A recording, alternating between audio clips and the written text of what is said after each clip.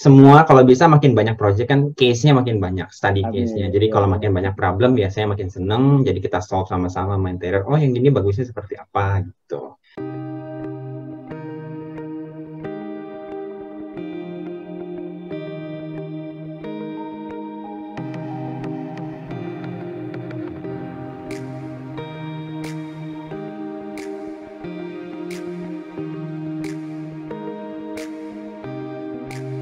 Terima kasih sudah hadir kembali dalam acara hari ini. Dan di acara hari ini, acara Protos ke-82, sudah ada 82 sesi yang sudah kita laksanakan. Dan seperti yang Bapak Ibu dan teman-teman lihat di layar monitor masing-masing, di sini kita akan membahas mengenai bagaimana cahaya mentransformasi ruang. Dan di sini juga kita akan mengangkat proyek dari Mas Rian Salim yang sudah hadir di sini mengenai proyek di Telaga Sampiren dan juga di Monster Spoon. Di sini kita langsung sapa aja narasumber kita hari ini. Di sini ada Mas Rian Salim dari RLUC Lighting Consultancy. Baik, selamat siang Mas Rian. Selamat siang Bu Jiza. Terima kasih ya Mas Bayu. Ya Mas Rian. Terima kasih waktunya ya Mas. Dan sebelum kita mulai, saya akan bacakan dulu biografi dari Mas Rian. Dan di sini beliau menempuh pendidikan di Raffles Design Institute sebagai interior design, kemudian ada Instituto Europeo di Design sebagai master profesional interior design, lalu beliau punya pengalaman pekerjaan di junior designer di Aldo Felix Design Consultancy, kemudian sebagai desain jurnalis di Design for Today di Milan, Italia. Wow. Lalu beliau sebagai lighting designer di Aldo Felix Design Consultancy, kemudian sebagai senior di interior dan lighting designer di Afif Interior, lalu sebagai co-founder Sparna Design, dan terakhir sebagai founder dan design principal dari RLUC Lighting Consultancy. Oke, banyak Mas ya cerita. Banyak ya pengalamannya ya. Ya, senggol bacok lah. Oke, baik Mas Rian, boleh silakan kita mulai dulu sesi dengan RLUC dan mengenai tema bagaimana cahaya bisa transformasi ruang. Silakan Mas. Jadi ini special lighting lah, bagaimana cara lighting mentransform space dengan lampu, dengan cahaya itu bisa apa sih? Sebelum itu ya behind the scenes-nya yaitu saya sendiri sebagai main designer di RLUC. Ya saya bisa dibilang entrepreneur life ya. Saya suka sih sama sama dunia entrepreneur. Jadi nggak hanya desain sih, jadi kita juga ada beberapa aspek kayak misalnya tadi desain sama workshop sofa dan lain-lain. Habis itu juga ada interior. Makanya sekarang udah 7 tahun bergelut di lighting dan interior. Tapi sekarang kenapa ada interiornya? Karena menurut saya sendiri lighting aja itu nggak cukup. Karena in the end lighting itu mainnya di interior atau arsitektur kan. Cuman saya memilih interior karena kita harus belajar detailnya terhadap furniture, lantai, ceiling, wall, decor dan lain-lain. Baru lighting itu bisa merespon dengan baik, merespon lebih detail gitu. Jadi selama 7 tahun ini ya dicampur lah, tidak hanya lighting tapi interior juga penting. Tapi sekarang sih dengan RLUC saya sedikit udah meninggalkan interior, saya fokus di lighting consultancy. Jadi dari RLUC sendiri juga ada beberapa project award winning bareng sama interior collaborator. Dan ada beberapa project yang ada certified, makanya saya bintang-bintang. Jadi pengertian certified kan sebenarnya macam-macam. Kalau orang pikir kan kalau makanan ada MUI dan ada, atau kalau ada produk ada ISO dan lain. Enggak lah, saya nggak selebay itu. Saya cuma maksudnya yang penting dalam project certified itu memenuhi syarat. Kayak misalnya yang di sini certified-nya dari Association Kopi. Jadi ada satu project itu butuh sertifikasi internasional untuk membuka kelas kopi yang memenuhi taraf internasional lah. Jadi di situ lighting konsultan masuk untuk ngecek semuanya sesuai dengan syarat dan sesuai dengan kemauannya arsitek, kemauannya owner, untuk bikin School of Coffee yang proper dan wow. Itu di project ABCD School of Coffee di Menteng. Terus berikutnya 200 plus solo project. Kenapa solo project? Jadi selama 6 tahun belakangan ini sampai sebelum pandemik saya solo sampai kurang lebih 200 project. Jadi estimasi 1 tahun bisa 20-an project lah gitu. Baru itu lighting semua tuh Mas ya? Lighting semua, kerja kolaborasi sama banyak konsultan interior, arsitek, biro-biro arsitek dan interior, banyak jenis. Jadi dari situ juga saya belajar masing-masing arsitek itu kan detailnya beda-beda ya, karakternya beda-beda, stylenya beda-beda, apalagi desainernya sendiri itu beda-beda. Jadi di situ kita serap ilmunya untuk develop lighting biar lebih detail lagi. Gitu. Oke. Ya, Jadi macam-macam. serap ilmunya, kliennya diserap juga nggak tuh Mas? Ya namanya Sometimes ya. mungkin masih muda dulu, apa aja dihajar lah kita bilang ya. Gitu. Jadi semua kalau bisa makin banyak project kan case-nya makin banyak, study case-nya. Jadi kalau makin banyak problem biasanya makin seneng. Jadi kita solve sama-sama sama interior. Oh yang gini bagusnya seperti apa gitu. Ya dari retail, residential, office dan lain-lain lah gitu, sampai landscape. Ya amin-amin sekarang pandemik demand-nya tinggi ya. Bilang demand-nya tinggi sampai saya bisa invite beberapa desainer untuk join. Jadi sekarang udah ada tim lah, walaupun nggak banyak, nggak besar, tapi puji Tuhan, alhamdulillah. Saya mau jelasin juga apa sih pandangan RLUC sendiri tentang perspektifnya RLUC di lighting itu apa sih gitu. Jadi tetap namanya lighting ya, bukan bisa desainernya boleh solo, tapi dalam satu project tetap kita harus mengedepankan kolaborasi. Tetap kan yang main project, yang project owner itu tetap dari klien dan interior atau arsitektur. Baru kita ini gimmicknya lah, ada landscape designer, graphic design dan lain-lain. Jadi kita harus kepercayaannya dari RLUC sendiri tuh secara profesional kita harus kolaborasi dengan berbagai jenis. Kalau zaman dulu kan mungkin bidang-bidang sub kategori ini belum banyak ya. Pokoknya arsitek bisa ngerjain interior, bisa ngerjain lighting dan lain-lain. Nah sekarang kan udah mulai pecah tuh, banyak ada product designer, even ada material designer gitu-gitu kan. Nah kolaborasi menurut pengalaman kita sih penting lah. Nah ini yang tadi profesional kolaboratornya normally ada klien, even klien pun berperan penting. Ada klien yang sangat detail, di komen bukannya berarti jelek ya, mungkin membuat kita membangun untuk lebih baik lagi. Kadang-kadang kan mata klien, mata desainer kan beda, pemahamannya beda gitu. Jadi terus juga ada arsitek, interior, grafik, landscape, produk, even kontraktor juga kadang-kadang memberikan solusi-solusi teknis yang kita pikir, aduh kok bisa nggak cantik nih. Oke, kita putar otak lagi cari cara gimana supaya cantik, tapi tetap teknisnya dapat gitu. Dan dari segi maintenance juga mudah. Dan juga terakhir peran penting itu fotografer, biasanya suka lupa.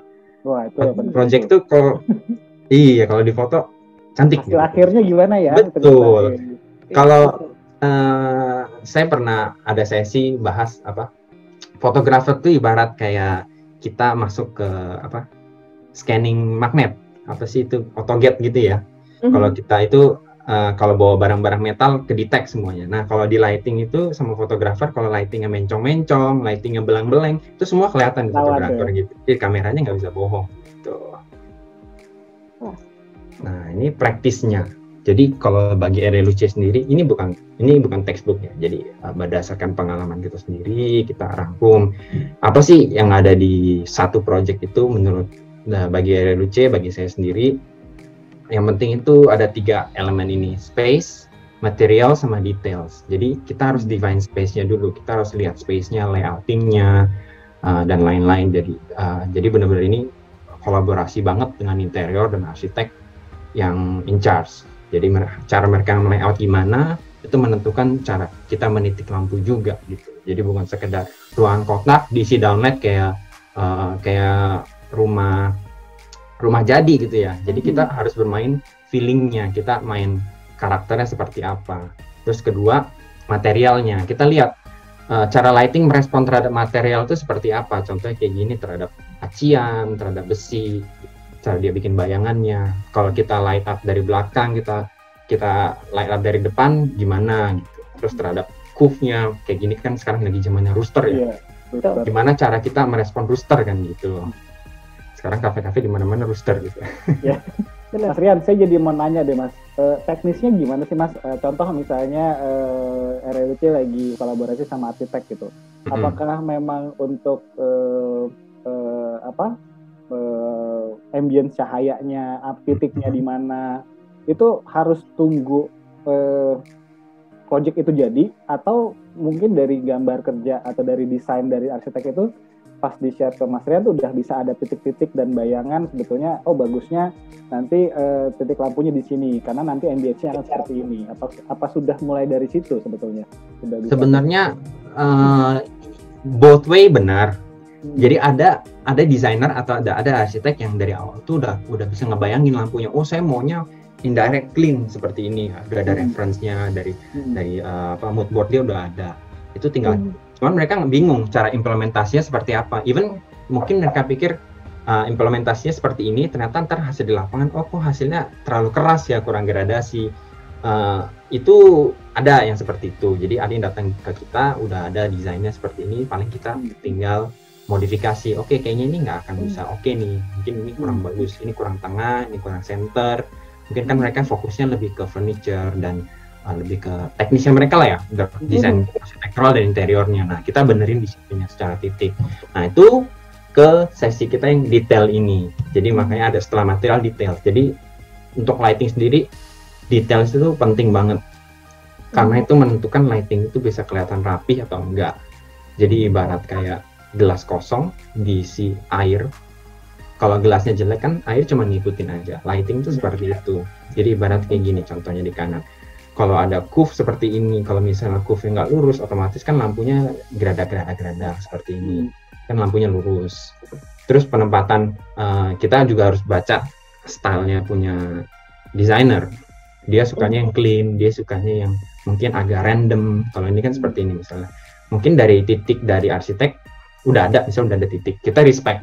Jadi bukannya dia kasih kita job, kita ngacauin ide dia, kita ngacauin konsep dia. Oh, saya punya konsep ini lebih baik ya. Terus langsung ngadu ke klien, Pak.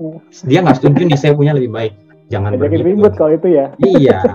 Padahal kan pemahaman saya dari awal kita mengedepankan kolaborasi. Kalau bisa project itu yang darinya 80% jadi 100% lah, amin. Tapi nggak ada project 100%. Pasti tetap setelah jadi kita improve terus kan. Kita lihat bisa jadi apa gitu kan projectnya. Nah, itu detail tadi kayak misalnya di bagian kanan ini. Ada lampu gantung, ada lampu spot, ada lampu gantung, ada lampu spot. Itu kembali lagi ke kita seberapa rapi sih, seberapa jeli kita ngelihat jarak-jaraknya gitu kan.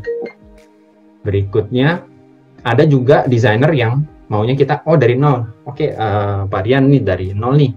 Pokoknya saya kasih kanvas kosong, Bapak isi aja gitu. Tapi tetap Indian kita harus tanya dari dia. Dari arsitek mau feelingnya seperti apa. Nah, kita lihatlah mood board, konsep dan lain-lain. Tapi jangan sampai merusak main desainnya dia lah seperti itu. Mas, tadi kan Mas Rian kan tadi sempat bilang tuh mempelajari dulu kebutuhan si klien, berarti dalam menentukan lightingnya sendiri benar-benar dilakukan riset dulu kah? Apa aja yang dibutuhin klien, terus di sisi mana aja yang mau ditonjolin, atau bisa langsung lihat dari desain dari si arsiteknya ini biasanya, Mas? Nah, itu idealnya tuh seperti apa tuh, Mas? Iya. Idealnya sebenarnya masing-masing manusia beda-beda ya. Kalau saya baca orangnya, ya kita ngobrol dulu sama klien, kita ngobrol sama desainer. Dia intensinya seperti apa? Kita tentu kita ngelihat desain, makanya minta dulu layoutnya seperti apa nih, baru kita coba-coba kita tes. Oke, kita draft dulu layoutnya, ini bisa jadi seperti apa, penitikannya, terus ngelihat lagi 3D-nya, renderingnya dia, stylenya seperti apa gitu. Kecuali mungkin kalau di saya kan udah ada beberapa desain partner ya, kita udah tahu karakter dia misalnya dari firm A, oh dia stylenya seperti ini, firm B, firm C, firm D, seperti itu udah tahu. Mungkin kalau yang new entry yang ke kita harus pelan-pelan ngobrol lagi, baca, jelasin moodnya seperti ini bener nggak. Mungkin kalau dia happy ya bagus lah repeat ya. Kalau repeat ya next project kita udah tahu seperti apa gitu.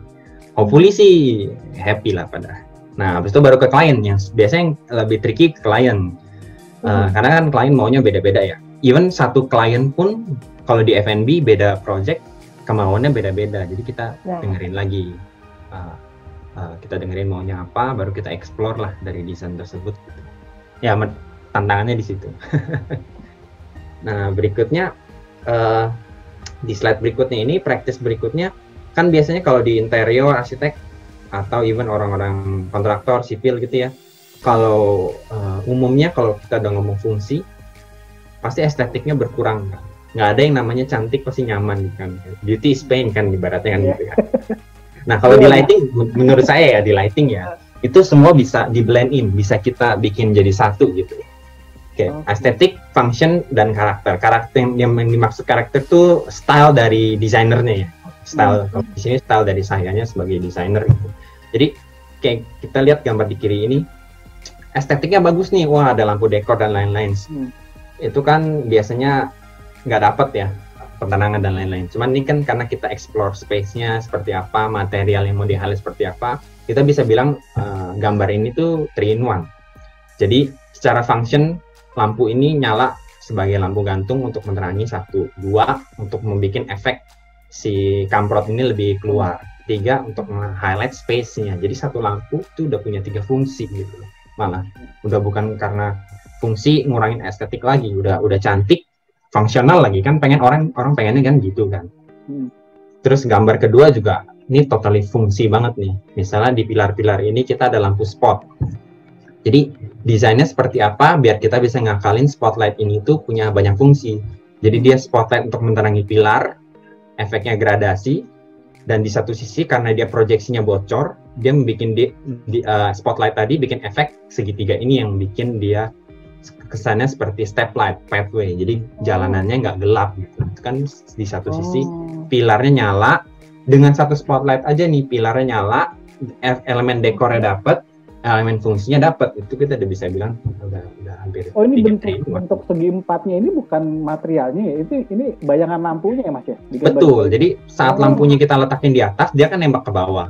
Otomatis dibocor ke kanan sama bocor ke kiri kan, tanaman kena highlight, jalannya kena highlight, tinggal kita rapiin aja gimana caranya biar segitiga itu kesannya proporsional dan simetris gitu.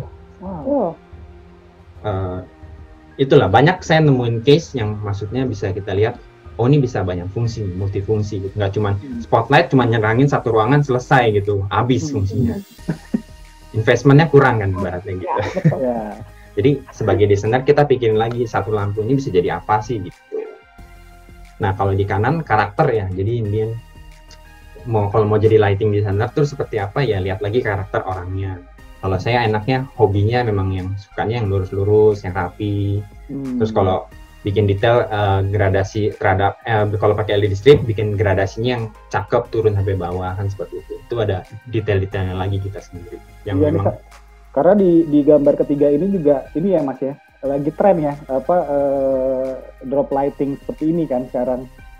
Nah itu ya betul. Untuk di rumah-rumah gitu biasanya lebih nyaman ya. Kalau yang biasanya nggak suka, ada beberapa arsitek yang nggak suka di tengahnya tuh lampunya nyala. Nah biasanya kita alihin ke samping, atau karena memang ada alasan material yang mau kita highlight, kayak gini ada finger yang mau kita highlight nantinya, jadi kita bikin lampunya ke samping, gitu. Bikin efek kesannya lebih tinggi. Gitu. Nah, Mas, kan tadi kan Mas Rian sempat bilang ini juga bisa menentukan untuk karakter, dan kalau dari lighting secara keseluruhan, kita bisa nggak sih menyimpulkan biasanya, oh ini si gedung ini kelihatan dari karakteristik si desainernya. Biasanya kan kalau arsitek, oh bagian kotak-kotak si ini punya nih, terus atau yang bulat-bulat si ini punya. Nah, kalau dari lighting itu kita bisa ngelihat nggak sih Mas siapa desainernya atau terlihat nggak karakteristiknya gitu? Justru tugas kita di situ mungkin ya meng-highlight karakternya si arsiteknya. Mungkin kalau sebelum mulai project belum kelihatan, nggak bisa dibilang oh karakter desainer A, arsitek A itu seperti ini, B seperti ini. Memang ada beberapa desain yang tergantung kliennya juga, dia boleh bebas mendesain ya, misalnya memasukkan karakter dia di situ. Nah, nanti kita highlight, kita udah tahu nih, oh dia biasanya highlight. Karakternya mungkin bukan visualis seperti ini gitu ya, tapi kita udah tahu si desainer A ini nggak suka lampu yang berantakan. Dia maunya simetris benar-benar, kalau kita dari ujung ke tengah ke samping itu harus rata dan ketemu lagi di bawah rata. Jadi gitu. Karakter yang seperti itu, kita karakter orangnya gitu.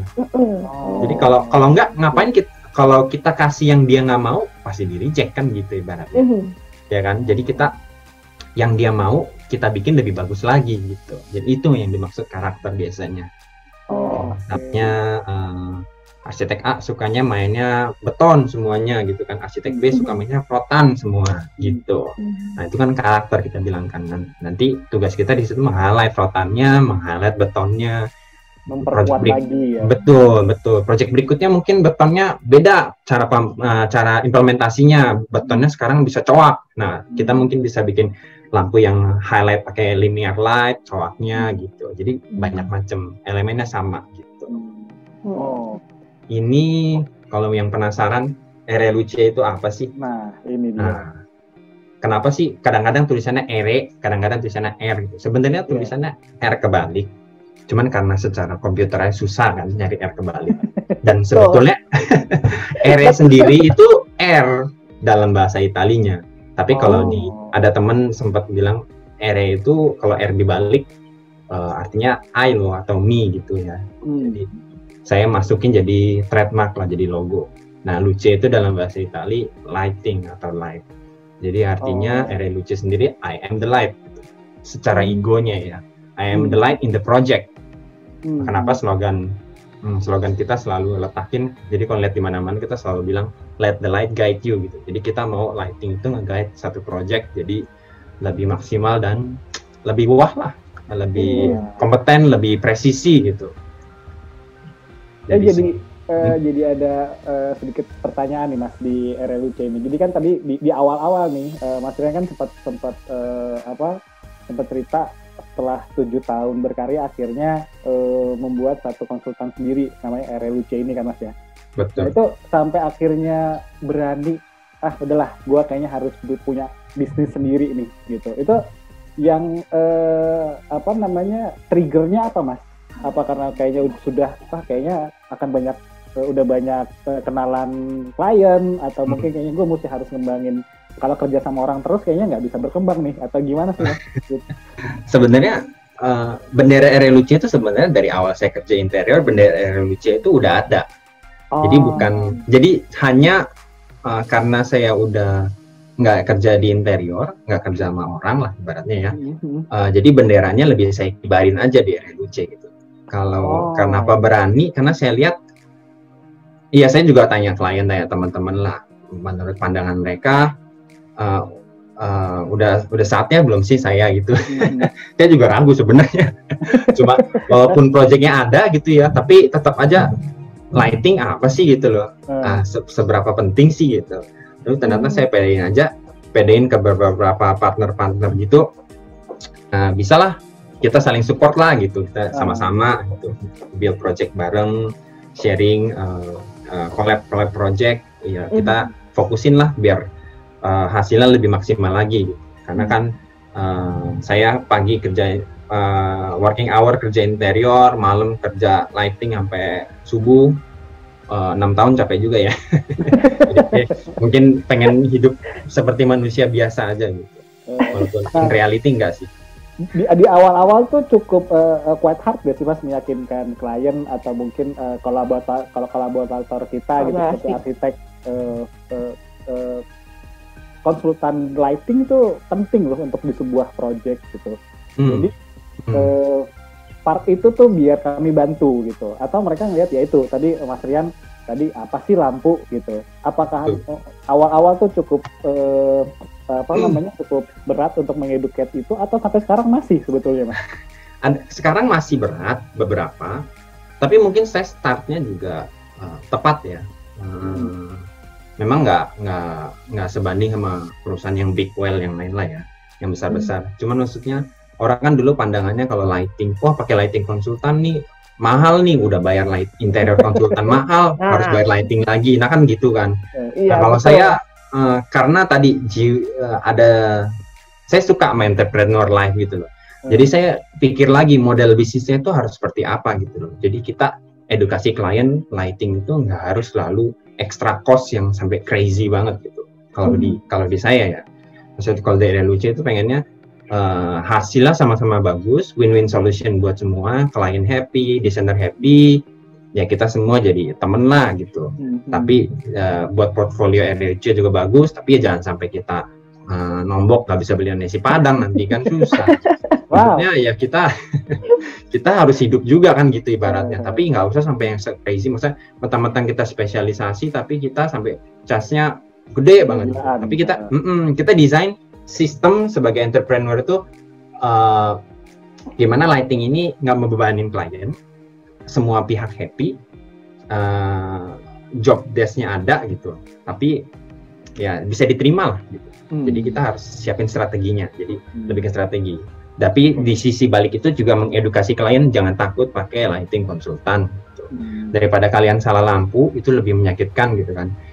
Topiknya hari ini yang lagi hits ya meledak sih memang. Tapi memang ini semua bukan influential lighting ya. Memang kalau kita lihat dari kiri memang arsiteknya udah top banget lah. Ada Coinstein. Terus kanan ada tim dari Seniman Ruang buat Talaga Sampirun. Itu memang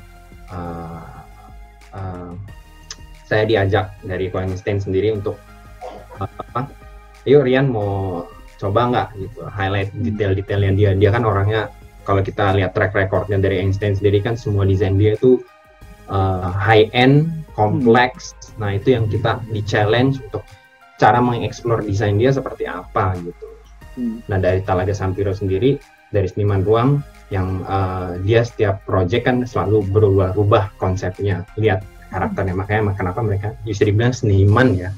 Jadi mereka nggak ada karakter yang nggak ada style yang menetap, tapi elemen karakternya ada gitu. Sebagai seorang seniman mengeksplor material dan lain-lain, disitulah lighting di challenge. Lighting bisa meng-highlight apa aja sih?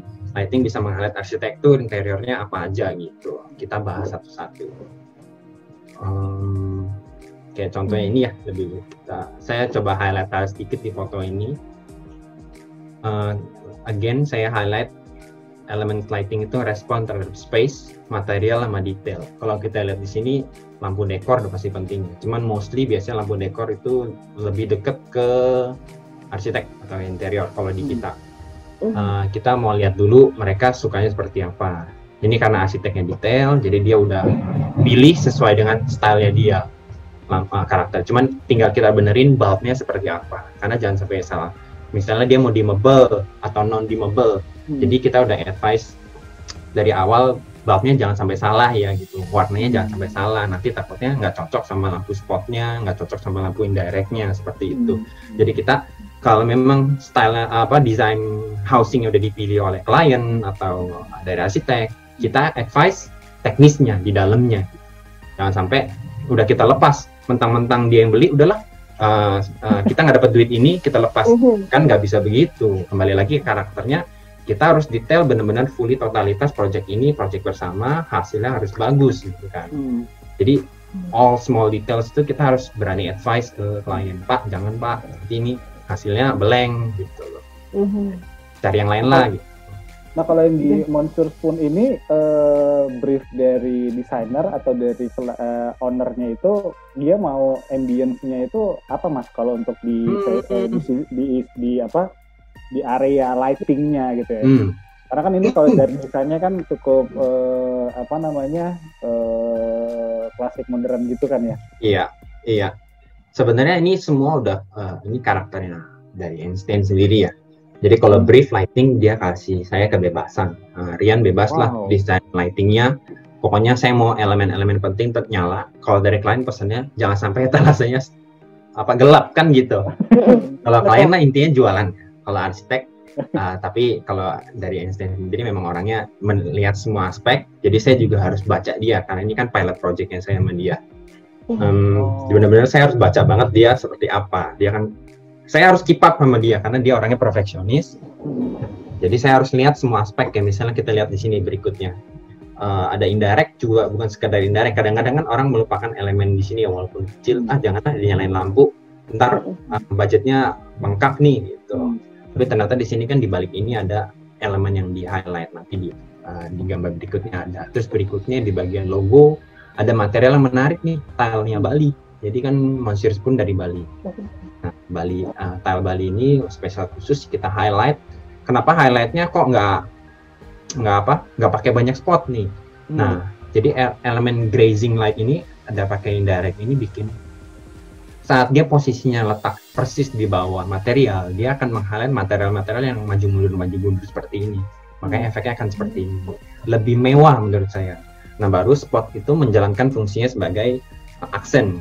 Jadi dia menembak di tengah logonya aja gitu, nggak perlu semuanya nyala. Jadi kita karena karakternya saya nggak perlu semua space itu nyala, jadi every light serve its purpose gitulah ibaratnya. Oke, makanya di sini ceiling-ceilingnya kenapa spotnya nggak mendominasi lah, nggak banyak ya. Kita banyak mainnya indirect di sini. Spot itu benar-benar dititikin sesuai dengan fungsinya. Kayak misalnya ini karena ada modul dari veneer. Nah, kita ambil tengahnya lah biar waktu di ceiling jadi rapi gitu misalnya. Kalau view line itu sebenarnya kelihatan banget kalau ini nggak rapi. Udah, misalnya ini miring sedikit aja, pasti kan kesannya mungkin nggak semua orang lihat ya. Kalau desainer ngelihat gatel gitu, kenapa nih nggak kirian sedikit kan, ibaratnya gitu. Nah, apalagi spot-spot, apalagi yang di dalam sini nih, dalam kotak-kotak ini, triknya di sini kan nggak ada plafon ya, yang flat. Yeah. Nah, kita mainnya permainan outbow, nah, ibaratnya seperti itu. Gimana cara outbow ini merespon elemen desain yang si kotak-kotak ini, karena di atasnya ada skylight. Nah, ini juga penitikannya juga, misalnya di tengah ini kita ambil dulu 2 spot di tengah, terus baru buang kanan sama buang kiri, di repeat yang sesimetris mungkin, gitu kan. Itu kembali lagi ke kita mau rapi atau enggak, seperti itu kan. Jadi hasilnya cahayanya juga lebih, secara plafon lebih rapi lah, lebih profesional look. Gitu. Nah, Mas, mau tanya Mas sebentar. Yang biasanya kan untuk lighting sendiri kan itu identik ada aksesoris tambahannya. Nah, kayak yang di Monsieur Spoon ini, lampu gantungnya itu Mas Rian dapatkan dari didesain dari sesuai keinginan Mas Rian atau mengambil dari material yang sudah ada?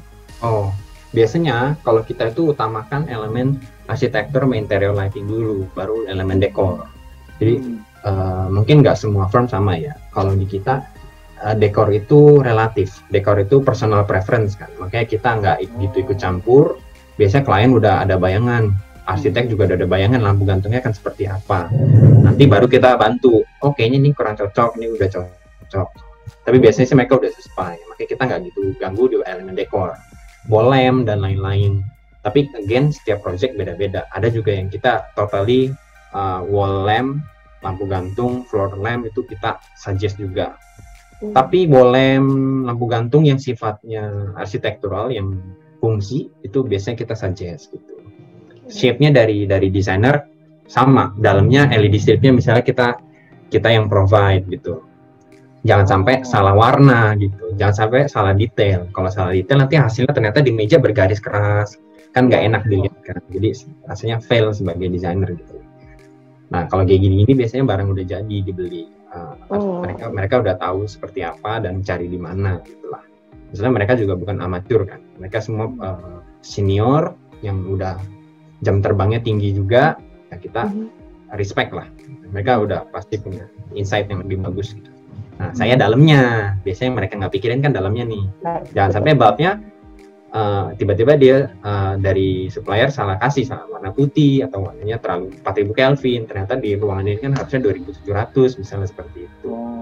Even lampu ayam, bukan lampu ayam ya, kita sebutnya fluorescent light yang jadul nih kawat sama lampu LED itu warnanya koresponnya beda. Nah, kita harus benar-benar tes gitu. Cocok nggak? Nah, baru di sana kita masuk, bukan totally kita lepas seperti itu. Nah, ini contoh lainnya. Oke. Nah, ini yang tadi saya bilang. Berarti dengan kata lain, maaf Mas, saya sedikit perjelas tadi. Boleh. Mbak Ziza. Berarti sebetulnya kalau untuk material dekoratifnya gitu, maksudnya tapi masih dalam ruang lingkup lighting gitu Mas ya. Kayak contoh lampu gantungnya ini, mau bentuknya kayak gimana, Mas Rian masih bisa masih bisa ngikutin gitu ya, bisa, kemauan mungkin dari desainer atau ownernya. Cuman betul. dalemannya itu ambience-nya apa, isinya itu apa, itu mungkin Mas Rian yang akan banyak memberikan suggest ke mereka. Betul. Gitu. Sebenarnya juga bentuknya malah ya. Betul. Bentuknya juga bisa. Jadi kembali lagi desainernya siapa. Kalau memang nggak cocok, saya nggak maksa. Cuman saya kasih opini. Kayaknya ini bakal calon nggak cocok nih. Coba dipikirin lagi gitu. Karena kan saya juga ada background interior lah. Maksudnya bukan buta desain ya. Cuman ngerjain lampu aja kayak tukang lampu mainin center gitu kan. Kayak sistem kan nggak gitu juga. Iya. Maksudnya dari disangka di puncak ya Mas. Betul. Maksudnya di overall kan kita bantu ya. Misalnya kalau dari sisi material ini ternyata jelek, cobalah lihat lagi gitu. Siapa tahu kan kita ngobrol bareng gitu loh. Ya in conclusion semuanya matching gitu kan. Orang taunya kan sini udah jadi, kayaknya ini tepat sasaran nih kan, mungkin prosesnya di belakang itu mungkin bisa panjang juga, debat dulu lah, lampu mana yang cocok, housing mana yang cocok kan gitu. Seperti itu. Nah kalau yang view berikutnya kayak gini kan ada wall lamp lagi, elemen dekor sama. Nah ini dinyalain semua jendelanya, karena di baliknya itu jendelanya ini ada efek garis-garisnya, reed glass dan bronze. Nah itu mau highlight efek ini biar lebih mewah lah jendelanya. Terus di bawah countertop ini kan udah biasa ya. Cuman karena material lantainya nih yang menarik sebenarnya, bukan material lantai dan si curve-nya ini, semua architrave-nya si furniture ini bikin efek 3D-nya itu bagus banget. Jadi ada kayak banyak layernya. Kenapa? Makanya kita highlight dari sini. Jadi kebayang sih ya, ini karena desain Mansyur Purna banyak detail-detail, jadi penempatan lightingnya juga sangat dipikirkan mungkin pada saat itu Mas. Betul. Jadi even maju mundurnya juga udah kita harus, itu kan yang kembali lagi ke detail ya. Maju mundurnya itu efeknya kan pasti beda-beda. Kalau dia terlalu mundur nanti bagian bawahnya gelap, terlalu maju juga jadi terlalu rata. Jadi kita harus agak pas-pasin lah. Biasanya misalnya kita bilang ada 20 cm dari permukaan, dari wall, 30 cm misalkan, seperti itu.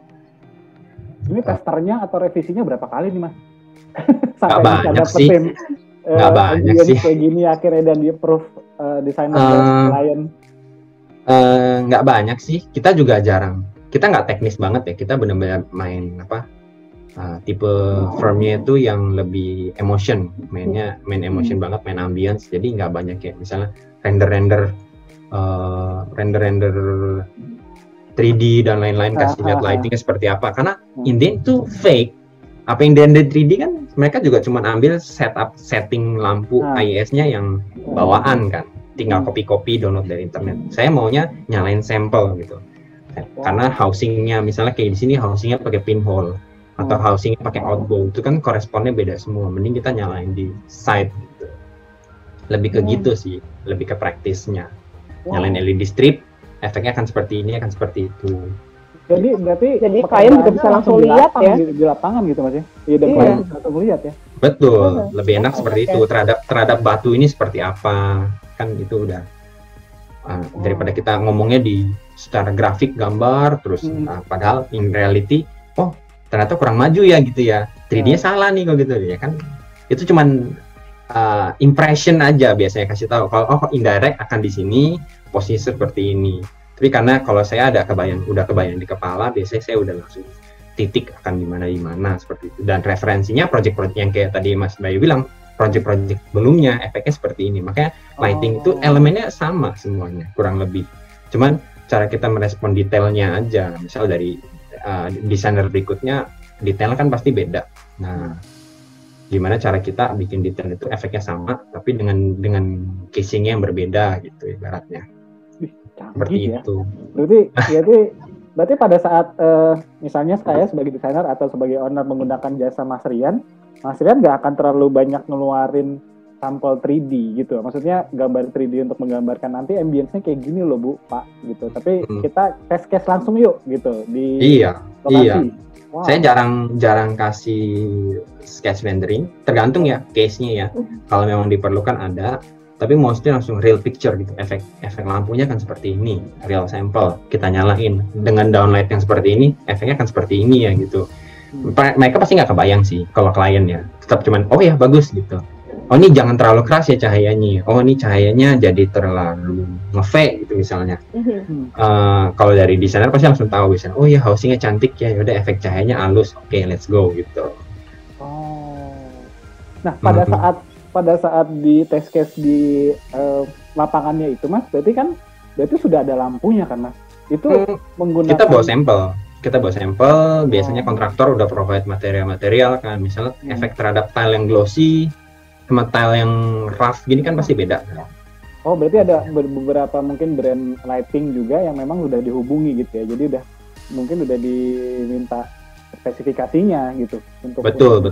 Nah bedanya lagi biasanya kita ada research sama development sendiri, maksudnya ibaratnya itu karena saya hobi lampu, jadi saya udah punya banyak case lampu yang udah saya nyalain, udah saya serap di kepala nih pokoknya efeknya seperti ini, saya udah tahu efeknya seperti apa gitu. Jadi kita bukan mandang brand atau apa, misal brand A lebih bagus, brand B lebih bagus, belum tentu juga kebutuhannya apa gitu. Jadi di efek yang mau disampaikan itu apa betul, gitu ya, betul. Semua produk memang kecuali jelek banget ya, misalnya baru dipakai sehari 2 hari rusak ya, maksudnya makanya di situ kita research produk performance ini seperti apa, efeknya seperti apa, lensanya, chipnya, warantinya juga yang penting, dan harganya tentu perlu balik klien kan. Jangan kita hobinya cuma spek barang-barang mahal, ya orang langsung mikir kan tujuan saya di sini juga pengen mengedukasi klien bahwa dan desainer lighting konsultan itu nggak harus selalu heboh ya. Bisanya spek barang-barang mahal doang, padahal kita bisa cari di pasar, di market barang-barang murah, kita efeknya gabung-gabungin. Disitulah tugas kita ngedesain gitu. Makanya kita disebut desainer. Berikutnya, nah ini ada progress lah dari kosong terhadap space-nya gimana. Saya juga kalau dikasih case kosong putih gini, awal-awal juga saya bingung karena belum tahu seperti apa. Wah ini mau bikin apa nih? Setelah dikasih 3D, dikasih layout lah setidaknya. Kita tahu, oh ini elemen yang mau di-highlight gitu. Nah ini testing uplight-nya tadi nggak gitu kelihatan di sini karena kan tutupan tanaman dan kondisinya udah siang, udah ada matahari. Nah ini waktu dia progress udah mulai kelihatan. Nah ini saya naik ke atas, ini juga nggak gitu kelihatan, harusnya ada topinya, dinyalain dari jauh crown-nya. Jadi dari kalau posisi penyetir tuh bisa kelihatan gitu. Kayak expose banget berarti ya kalau kita lewatin ini ya berarti. Betul. Jadi gimana cara bikin Monsieur Spoon ini lebih highlight dari tenan-tenan lain lah ibaratnya gitu. Nah berikutnya kita ke satu desain yang benar-benar kontras. Tadi kan kita ngomong grandeur, mewah. Walaupun nggak ada yang spek. Kalau sama kita nggak ada yang spek sampai gila-gila banget. Kalau bisa mau affordable bagus, why not gitu. Jadi sebenarnya dua project ini seimbang, cuma beda style, beda approach, beda arsitektur, beda yang di highlight, beda material. Jadi arahnya ke sana gitu. Kayak gini contohnya. Ini Talaga Sampirun Bekasi. Biasanya kan Talaga Sampirun udah banyak ya cabangnya. Kebetulan di Bekasi ini benar-benar bangun dari nol, didesain sama seniman ruang, layoutnya seperti apa, tapi elemen saungnya dari yang desain-desain sebelumnya tetap dibawa gitu. Cuman mereka lebih improve lagi secara layout, secara penempatan, simetrikalnya, lebih gitulah. Dan RLUC baru berkolaborasinya di Telaga Sampiran Bekasi ini Mas ya. Soalnya dibandingkan dengan Telaga Sampiran yang di tempat lain agak beda nih soalnya. Nah ini cerita bagus. Jadi setelah project ini klien happy banget, semua cabang Talaga Sampirun diserahin ke kita untuk direnovasi. Berarti Telaga Sampirun Bintaro akan kayak gini nih. Bintaro yang paling pertama, Bintaro. Memang nggak maksimal. Puri juga ada loh. Semua. Di Bintaro ya Mas. Jadi ada Bintaro, Puri, Ancol, Depok, Bekasi udah ini. Ada 5 kalau nggak salah. Ya itu lagi direnovasi, kita constantly datang ngecek apa yang salah, apa yang nggak tepat. Jadi case uniknya di sini lampunya kita bilang affordable value semua. Tapi challenge-nya kan karena beda market ya. Challenge-nya gimana cara nge-transform lampu yang biasa jadi nggak biasa kan gitu ibaratnya kan. beda penempatan. Ini sebenarnya sama, cuman floodlight biasa. Kita bilang kalau di sini ya, ini cuman floodlight biasa. Cuman cara penempatannya gimana kan menentukan meng-highlight materialnya seperti apa gitu kan. Betul. Nah itu yang kita benahi di Talaga Sampiron yang lain. Jadi kita datang, kita inspeksi. Oh ini warnanya belang-belang nih, karena kan klien taunya nyala gitu kan. Padahal misalnya sama-sama lampu, kita bilang sama-sama lampu 150.000, tapi satu warnanya lebih hijau, satu warnanya lebih merah, yang kayak saya bilang tadi. Yang proper ngeblend sama di kayunya, sama di Talaga Sampiron areanya apa kan gitu. Nah kita inspeksi satu-satu. Sun lah, Bintaro boleh, Bintaro sebentar lagi. Walaupun hasilnya nggak maksimal, karena kan namanya udah jadi ya, jadi tambal sulam. Tapi kita udah lihat ambience-nya beda jauh. Klien happy, hopefully klien happy udah. Mas, tapi ada kesulitan nggak sih Mas menangani si desain Talaga Sampiron ini yang baru dan yang direnov ini Mas? Tentunya renov kan saya nggak kenal desainernya ya, jadi saya nggak tahu intentionnya. Kalau sama seniman ruang kan kita udah bertahun-tahun partner, jadi kita tahu aktornya. Kesulitannya sih enggak, karena kebetulan elemennya mirip, cuman memang layouting ya. Kalau kita lihat kayak misalnya di beberapa case gini kan, ini layoutingnya rapi. Itu menurut saya juga perannya penting sih, kayak gini-gini. Mungkin pembuatan deckingnya zaman dulu kan mungkin belum kepikiran. Sela-sela di mana kita bisa taruh lampu itu kan sebenarnya yang provide arsitek juga, arsitek dan interior. Kalau kita lihat bisa di highlight dan bagus, ya why not gitu. Atau yang bisa kita suggest, kalau bisa memang yang bangunnya dari nol. Ini juga kita sebenarnya masuknya di tengah-tengah, hampir akhir. Jadi kita tadi kliennya sama persepsinya, nggak mau pakai lighting karena takut buat apalah, kan kita cuma segmennya nggak perlu sampai segitunya desainnya. Tapi ternyata masuk, kita kenalin ya style kita, maksudnya lighting itu kita propose option A dan option B gitu ya. Ini yang benar-benar value banget, ini yang benar-benar yang standar. Sama-sama ada warranty, karena kan perlu warranty kita, karena kan in case something happen kan kita nggak ada yang tahu, namanya listrik naik turun kan kita nggak tahu. Tapi misalnya yang value pasti tentunya akan lebih cepat putus gitu kan. Nggak masalah, yang penting ambience-nya jadi dulu. Disitulah slot kita masuk. Maksudnya dengan lampu biasa kan, nih kalau lihat di foto ini kan kesannya wah ini kayaknya lampunya 500.000 semua nih, lampu 700.000 semua nih. Padahal enggak juga gitu loh. Permainan selama kita paham lampunya behaviornya seperti apa, ditempatin apa, dan semuanya sinkron dan harmonis, pasti bisa mewah kesannya gitu. Kayak gini kan semua warnanya setara gitu. Kayak gini. Saya sih amazed dengan yang backingnya itu yang di luar tuh. Wah, terus kalau duduk tuh ambience lampunya kayak gitu. Iya. Nah ini mulai diimplementasikan di semua Talaga. Nanti kan sekarang riaknya masih gelap ya. Iya. Nah kita mau highlight riaknya biar kesannya ada efek-efek ini. Makanya sengaja saya highlight di sini. Ada efek-efek biar kesannya tuh lebih apa ya? Dramatis. Iya, reflektifnya itu, elemen reflektif itu kita pakai gitu. Lampu-lampu bulan ini kan memang signature mereka nih. Lampu wasnya juga signature mereka. Cuman kadang-kadang ada yang warnanya hijauan, ada yang merah, kan nggak enak melihat kanan merah, lihat kiri hijau gitu kan, kayak lampu merah gitu ya. Nah di sini kita bikin dia seragam semuanya, kita inspeksi semuanya gitu. Nah ini di dalamnya. Nah ini kebetulan kan banyak desain-desain baru kalau dari seniman ruang. Mungkin lampu gantungnya nggak pernah lihat di Talaga-Talaga lain. Mungkin abis ini boleh keliling ke semua Talaga Sampiron, lihat semuanya beda-beda. Jadi ada yang temanya saung banget, ada yang temanya agak modern kayak di Vimala. Oh ada satu lagi di Vimala ya. Itu kan ngelihatnya bukan air ya, itu lembah. Nah itu juga enak ambience-nya, efeknya juga beda. Nah kalau yang ini kan dari seniman ruang mendesain lampu gantungnya ada elemen rotan. Nah, gimana caranya biar kita bisa dengan satu lampu bisa meng-highlight rotan, meng-highlight ruangan, dan meng-highlight meja, kan gitu ibaratnya.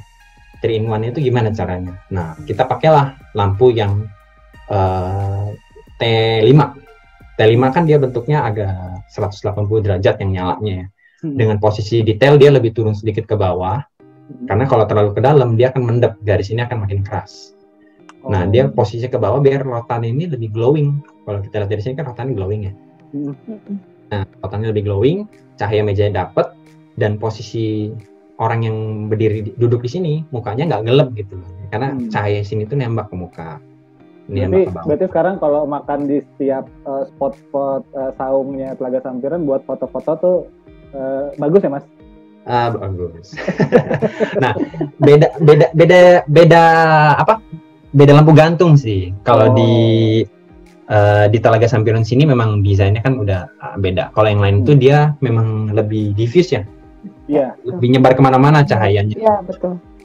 Kalau ke Telaga Sampiran nanti di paying attention aja. Mungkin setelah ini kan tadinya nggak ngeh, sekarang jadi ngeh. Nah, kita benerin aja warnanya, bulbnya, tanpa harus invest lebih lah, ganti lampu gantung dan lain-lain. Itu kan maksudnya nggak worth it gitu kan.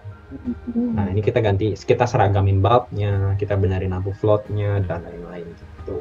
Nah, ini bagian main diningnya. Ini juga salah satu kan arsitekturnya besar ya seperti ini ya, selalu berbentuk seperti daun ya. Di main dining depannya itu kita support pakai spotlight karena kan tengahnya pasti gelap. Nah, itu nggak perlu semua sih, aksen aja beberapa, dan dia ada custom lampu kayak gini, kita isi lampu T8 karena kalau diisi LED strip ditambahin akrilik itu kan cost-nya lumayan tinggi. Sebenarnya pada dasarnya kan mereka sama dengan T5 sama T8, ada elemen diffusernya, ada LED strip di dalamnya, tapi secara budget kan lebih affordable lah kita bilangnya. Sahabat yang ini Mas ya. Betul. Sedangkan kalau namanya lampu udah masuk ke dalam sini, elemennya mirip-mirip, cuma bedanya memang kita ngelihat itu ada T8 gitu daripada kita ngelihat clean acrylic. Tapi Indian kan budget berbicara beda gitu kan. Yang penting kan look-nya sama, performance-nya sama, ambience-nya sama gitu. Dan yang penting sesuai dengan apa yang dimau sama klien ya Mas? Betul. Jangan sampai membebani klien, ROI enggak, nanti ujung-ujungnya nggak ada cabang berikut. Nah, kan gitu. Betul. Setuju saya. Jadi harus tepat sasaran lampu itu. Nah, ini yang ke VIP. Jadi di belakang sini ada VIP area. Di belakang sana. Nah, ini rotannya kita highlight biar gimana caranya biar kesannya dia nggak usah banyak spot lah. Yang penting kesannya lebih warm ya. Lebih warm. Ada kesannya kayak ada cove ceiling gitu. Tapi materialnya nyala. Padahal di depan pintunya ada spot, jadi kita tembak benar-benar tempat penting ya. Jadi kesannya itu memang penting gitu, karena VIP kan. Tanaman-tanaman ini, kalau ini sebenarnya karena belum malam, tanaman ini ada highlight, lampu spot itu biar ada layernya. Jadi ya meja reception VIP. Lebih dramatis lagi kali ya. Betul. Nah, kita masuk ke dalamnya. Nah, ini sempat pembahasan. Jadi kayak tadi kita bilang, sebenarnya lampu itu opsinya banyak. Yang bikin efek indirect itu kan ada banyak, bisa jadi T5 tadi, bisa jadi LED strip. LED strip pun ada 12 volt atau 20 volt, itu kan harganya beda. Kalau 12 volt otomatis kita harus beli materialnya LED strip sama trafo ya kan, power supply. Kalau 20 volt cuma lampu langsung ke direct listrik 20 volt, otomatis kan bisa jauh lebih murah gitu. Tapi ternyata in reality lampu T5 lebih efisien di sini karena tinggal disambung satu power dan dia udah di diffuser. Jadi dia cahayanya bisa nyampe nih dengan banyaknya garis-garis balok ini, cahayanya bisa nyampe ke sini, ke kiri. Nah, problemnya lampu T5 kan dia agak tinggi. Otomatis kalau kita yang duduk dari jauh, kita ngelihat dong garisnya. Nah, itulah kita team up lagi sama interior, gimana cara ngakalinnya sama kontraktor juga. Jadi bikinlah bibir sedikit biar ada blind spotnya gitu. Jadi kolaborasi itu tetap ada gitu. Sisanya lampu-lampu spot sesuai dengan ini aja sih, meja. Nah, terakhir di fasad. Di luarnya inilah Telaga Sampiran. Foto apa 3D Mas? Ini foto, cuman diambilnya subuh. Subuh. Jadi pas ya blue hour gitulah, cenderung purple, mau sunrise. Nah, problemnya kita masuknya agak tengah, logo ini udah jadi agak warna biru. Biasanya kan logo memang cenderung warna biru kan. Karena memang keterbatasan lampu outdoor memang seperti itu, dia pakai LED modul yang biasa dipakai untuk iklan. Nah, bedanya kalau yang ini kita udah sempat cerewetin sedikit, jadi warnanya warmnya itu bisa disamain sama lampu-lampu seperti ini. Jadi kan enak lihatnya coherence-nya kan. Paling kan sebenarnya agak mengganggu sedikit ya, tapi which is it's okay karena logo kan harus stand out, which is kalau dia lebih putih cenderung biru orang jadi notice kan daripada enggak sama sekali. Kalau ini kan nyaru tapi kan elegan karena ini drop off-nya gitu. Tapi ada perbedaan warna lampu antara yang di fasad sama yang di logo di dalamnya itu dari sisi owner nggak terlalu isu Mas pada saat nggak masalah karena memang sebenarnya nggak dibilang jelek tapi ada plus minusnya, kita kan pasti ambil plusnya dong. Plusnya sebenarnya orang jadi lebih notice. Memang kalau dari sisi desainer kan kesana nggak harmoni lah ya, nggak nyambung. Tapi kan kalau kita ngomong fungsi orang jadi lebih notice. Oh ini tulisannya Talaga Sampirun besar gitu, orang jadi notice gitu kan. Kalau kita samain jadi ya nyambung. Oh ya udahlah itu sama. Orang nggak gitu kontras gitu. Kalau yang ini karena fasad, ayo udahlah karena bata kan. Kembali lagi background bata ini kalau kena putih kan aneh kan bata ini. Makanya harus se-warm mungkin gitu. Nah ini entrance-nya karena agak unik nih, lebih cenderung ke instalasi. Kita highlight pakai namanya wall washer kayak gini. Bikin rotannya tuh efeknya lebih 3D. Jadi udah bukan model woven lagi ya, udah mulai bukan anyaman lagi ya, tapi rotan BioLiving deh kalau nggak salah. BioLiving. Memang pattern mereka kan menarik. Nah, tugas kita di sini daripada pakai spotlight, which is nanti nge-fake, kita pakai satu yang clean, satu wall washer. Jadi gradasinya dapat tinggi. Kalau pakai LED strip kan dia cuma ketahan sampai sini doang sampai bawah. Nah, kalau ini pakai wall washer dia nembaknya ke atas. Atasnya dapat, terus cahaya secara keseluruhannya kayak di wrapping. Jadi seolah waktu masuk itu kayak kesannya kita dimanjakan. Bersambut ya. Gitu. Inilah arsitekturnya ter-highlight. Lampu caping ini juga development dari antara klien sama seniman ruang. Kita benerin dalamnya. Efeknya kan bulbnya nembak ke atas sama ke bawah. Bisa ke atas bisa ke bawah. Cuman kita prefer ke bawah biar nge-highlight pathway-nya ini nih. Jadi kesan jalannya itu lebih terang. Jadi satu lampu dua fungsi lagi gitu. Gitu, ini look-nya dari si pintu masuk. Tadi habis reception, kita langsung lihat Talaga Sampirun. Tadi again, karena di desain, benar-benar di planning dari awal kan kelihatan simetrisnya, pembagiannya, si saung, lain-lain. Gitu. Jadi selain di Instagram juga ada di dalam katalog Pro juga. Betul sekali. Jadi sekarang kita udah bisa ditemukan di Katalog Pro. Sekarang kita ada, tinggal search aja. Kalau butuh ini kontak, alamat. Betul. Dan juga semua WhatsApp lah, paling gampang WhatsApp. Tapi dimaklumi kolaborasi silahkan kontak Mas Rian gitu ya. Iya. Kalau lemot maklumi ya. Wow. Udah karya-karyanya udah bisa lihat di Katalog Pro teman-teman Bapak Ibu. Jadi siapapun yang ingin berkolaborasi dengan RLUC khususnya Mas Rian, kontaknya sudah ada ya Mas di Katalog Pro, jadi silahkan dihubungi gitu. Instagram boleh di follow biar kita hits kan. Wah ya pasti itu Mas.